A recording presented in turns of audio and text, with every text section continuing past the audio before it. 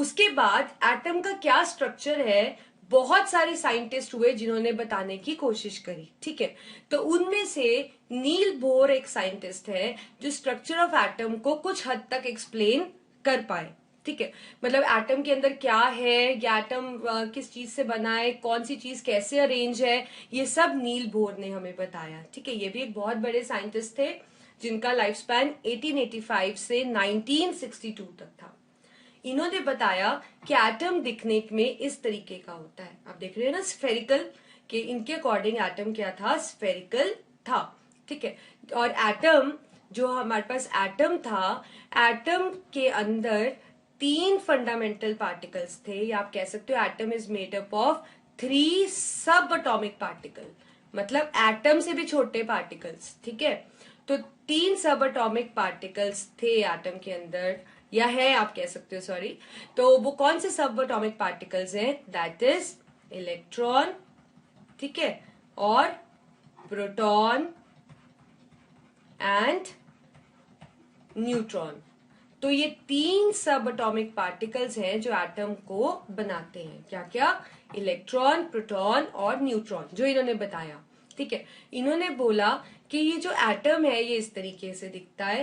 Atom के अंदर ये जो सेंटर वाला रिंग देख रहे हो आप, है ना, इसको हम बोलते हैं न्यूक्लियस। ये क्या है, ये एटम का न्यूक्लियस है। हर एटम में एक ही न्यूक्लियस होता है। ठीक है, न्यूक्लियस के आसपास ये जो आप राउंड राउंड सर्कल्स देख रहे हो, ये सारे क्या है, ऑर्बिट्स।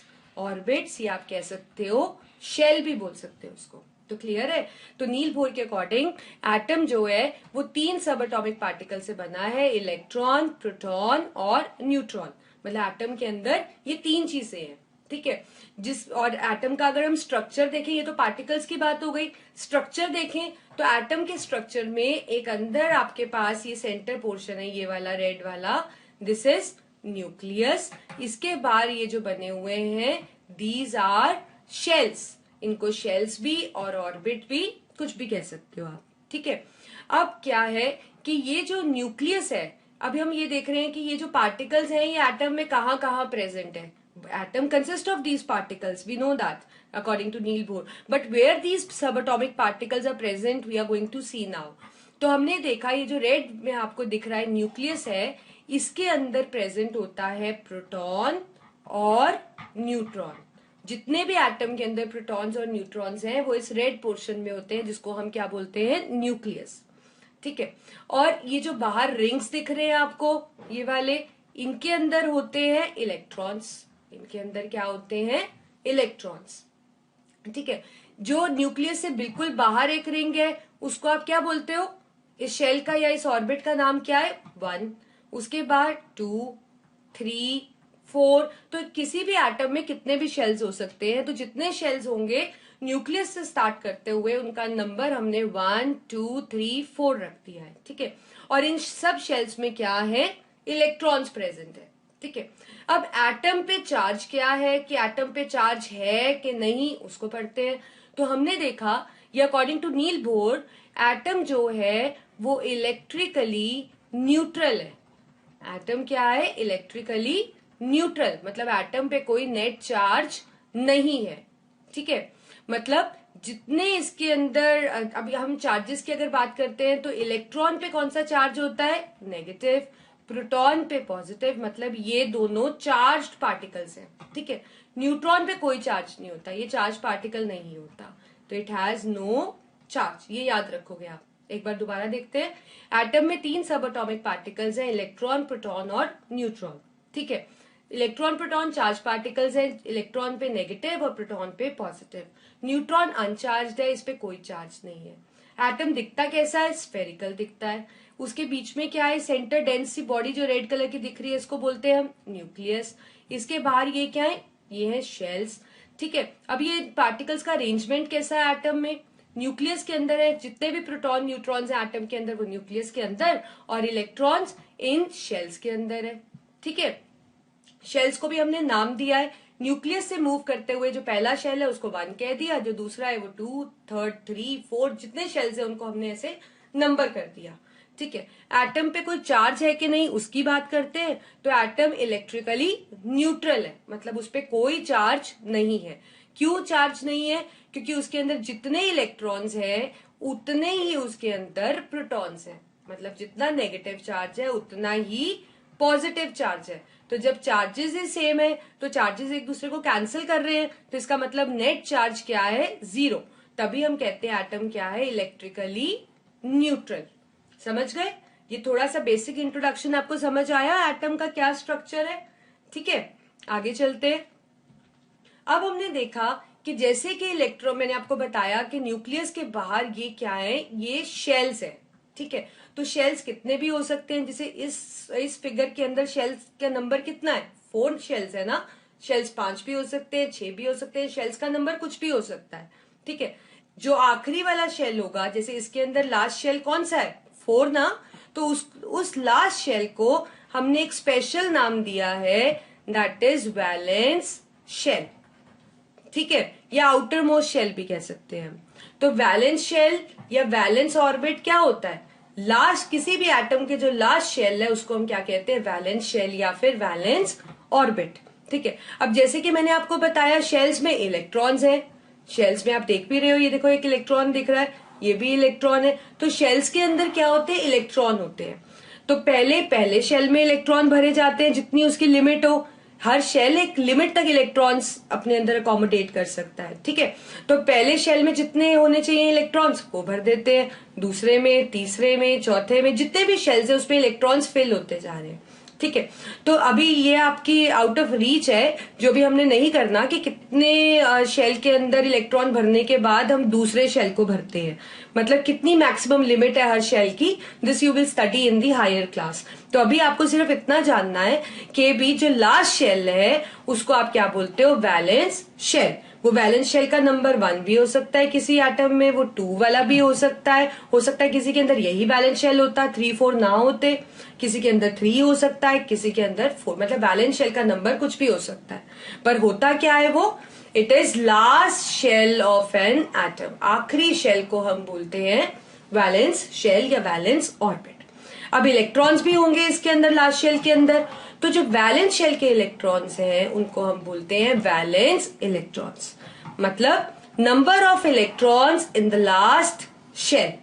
ठीक है, तो ये वैलेंस इलेक्ट्रॉन्स 1 2 3 4 5 6 या 7 या 8 कुछ भी हो सकते हैं।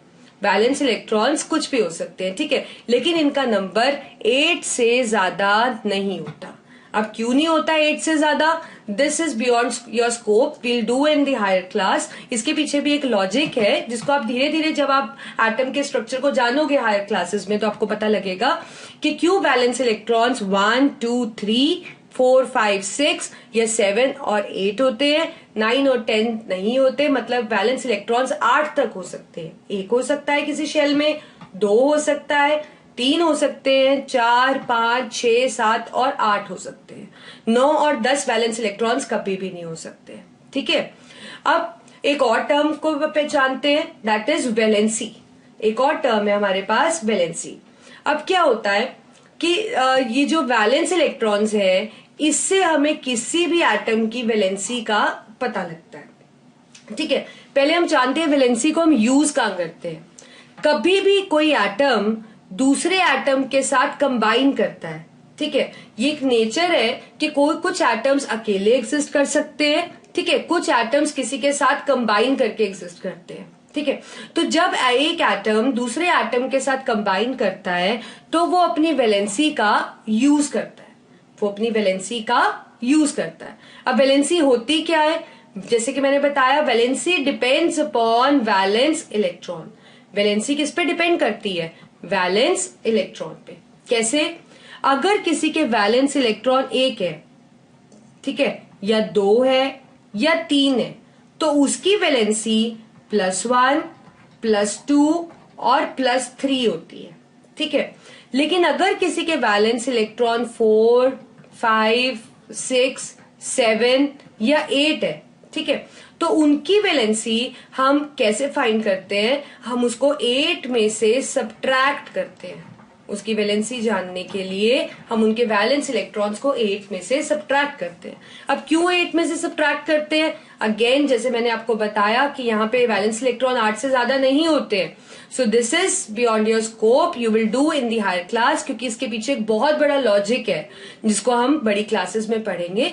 तो अभी के लिए आप याद रखेंगे कि वैलेंसी वैलेंस इलेक्ट्रॉन पे डिपेंड करती है। ठीक है, अगर वैलेंस इलेक्ट्रॉन 1 हो तो वैलेंसी +2 हो तो +2, 3 हो तो +3। लेकिन अगर 4, 5, 6, 7, 8 वैलेंस इलेक्ट्रॉन हो तो उसकी वैलेंसी हम ये वैलेंस इलेक्ट्रॉन्स को 8 में से सब्ट्रैक्ट करके निकालते हैं। ठीक है, जैसे 4 वाले की क्या होगी? -4, 5 वाले की -3, 6 वाले की -2, 7 वाले की -1 और 8 वाले की 0। ठीक है, तो वैलेंसीज आपके पास इस तरीके से होती हैं, +1, +2, +3, -4, -3, -2, -1 या 0। सब डिपेंड करता है कि वैलेंस इलेक्ट्रॉन कितने हैं। ठीक है, तो आप कह सकते हो कि valency depend upon valence electron. और वैलेंसी का हम यूज कब करते हैं? जब एक एटम दूसरे एटम के साथ कंबाइन करता है तब हम उसकी वैलेंसी का यूज करते हैं। देखते हैं किस तरीके से करते हैं। अभी हम पहले वैलेंस इलेक्ट्रॉन्स को कंसिडर करते हुए we are going to classify metals and non metals. ठीक है, अब अगर किसी के वैलेंस इलेक्ट्रॉन 1, 2 या 3 है, आपको जानते हैं ना वैलेंस इलेक्ट्रॉन 1 से लेकर, अभी हमने बात करी 1 से लेकर 8 इलेक्ट्रॉन्स तक कुछ भी हो सकते हैं वैलेंस इलेक्ट्रॉन्स। तो अगर 1, 2 या 3 वैलेंस इलेक्ट्रॉन है तो उनको हम क्या बोलते हैं? मेटल्स। अगर उनके अंदर वैलेंस इलेक्ट्रॉन 4, 5, 6 या 7 है, 8 वाले को नहीं, 7 तक सिर्फ, उनको हम क्या बोलते हैं? Non metals. ठीक है, 8 जिनके 8 इलेक्ट्रॉन्स होते हैं उनको हम हायर क्लास में करेंगे। उनकी एक और कैटेगरी होती है जिनको हम बोलते हैं नोबल गैसेस। ठीक है, इनकी भी कुछ बहुत प्रॉपर्टीज है जिनको हम जानेंगे पर हायर क्लास में जानेंगे। तो अभी हम इनकी क्लासिफिकेशन सिर्फ 1 से लेकर 1, 2, 3 वाले मेटल्स, 4, 5, 6, 7 वाले नॉन मेटल्स। ठीक है, अब मेटल्स क्या करते हैं? इनकी टेंडेंसी क्या होती है? पहली बात तो वैलेंस इलेक्ट्रॉन 1, 2 या 3 होते हैं, हमेशा क्या करते हैं? लूज करते हैं इलेक्ट्रॉन्स। ये हमेशा क्या करते हैं? इलेक्ट्रॉन्स लूज करते हैं, इनकी नेचर है ये। और नॉन मेटल्स क्या करते हैं? वो हमेशा इलेक्ट्रॉन्स गेन करते हैं। ठीक है, वैलेंसी की बात करें तो मेटल्स की वैलेंसी पॉजिटिव होती है और नॉन मेटल्स की वैलेंसीज क्या होती हैं? नेगेटिव। जैसे कि आप जान चुके हो, अब मेटल के इलेक्ट्रॉन्स 1, 2 या 3 है तो इसका मतलब मेटल की वैलेंसी या तो +1 होगी या +2 होगी या फिर +3 होगी, पर होगी हमेशा positive and it depends totally on the valence electron. और नॉन मेटल्स जो है उनकी वैलेंसीज क्या होती है? नेगेटिव। और आप जानते हैं कि जिनकी वैलेंस इलेक्ट्रॉन 4, 5, 6 या 7 हो उनकी वैलेंसीज आप 8 में से सब्ट्रैक्ट करके निकालते हैं। ठीक है, तो 4 वाले की हो गई -4, -3, -2 या फिर -1। नोबल गैसेस में आपको बता चुकी हूँ इनकी वैलेंसी क्या होती है? 0। तो अभी इस चीज को हम हायर क्लास के अंदर पढ़ेंगे। तो अभी हमने मेटल्स एंड नॉन मेटल्स पे फोकस करना है। ठीक है, तो मेटल्स 1, 2, 3 वैलेंस इलेक्ट्रॉन्स और नॉन मेटल्स आपके पास